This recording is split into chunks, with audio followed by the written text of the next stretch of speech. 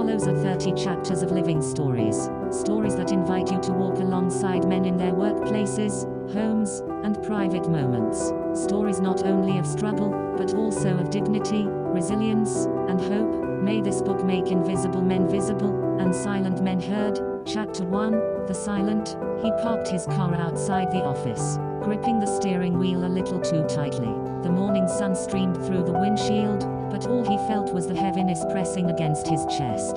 His mind replayed the argument from the night before, the unpaid bills stacked on the table at home, the question his son had asked him, "Daddy, are you happy?" and his own silence that had followed. He had almost cried on that drive, but he forced the tears back. Men don't cry. At least, not where anyone can see.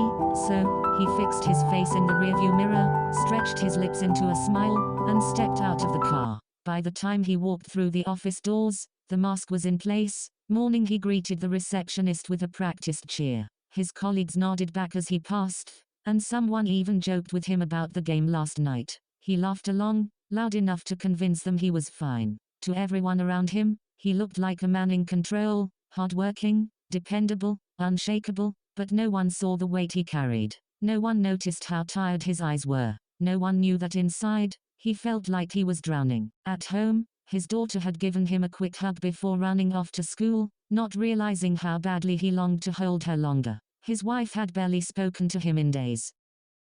The silence in their marriage was louder than any words. And yet, here he was, smiling, joking, performing, provide, protect, pretend. He wasn't alone in this charade. Men everywhere carried the same invisible weight. Men praised for their strength, but punished for their weakness. Men celebrated for their work, but overlooked for their wounds. Men needed, but never nurtured. Loneliness followed him even into crowded rooms. He could shake hands at a meeting, laugh at a party, bow his head in prayer at church, and still feel completely alone. Loneliness wasn't about being by himself. It was the ache of being unseen, even in the middle of people who loved him. He knew other fathers who felt it too. Men who paid school fees faithfully, but were forgotten on Father's Day. Men who sacrificed dreams for their families, yet heard only criticism when they faltered. Men who longed to hug their children more, but hid tenderness behind sternness because culture told them softness was weakness.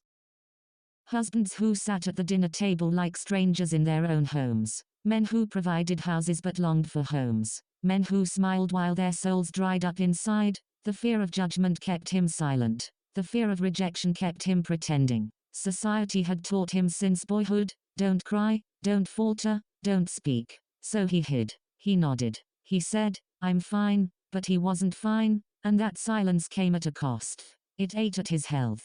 It pushed him toward exhaustion. It whispered lies that his life didn't matter, that he was only as valuable as his paycheck. Yet beneath it all, one truth remained: his silence wasn't weakness. His tears weren't shame. His ache wasn't failure, it was humanity. Behind every man's smile there is a story, of a provider who feels unappreciated, of a father who feels invisible, of a husband who feels like a stranger, of a leader who feels exhausted. Behind his smile, there was just a man longing, aching, waiting for the world to see him. And until the world learned to honor those silent tears, too many men would keep crying behind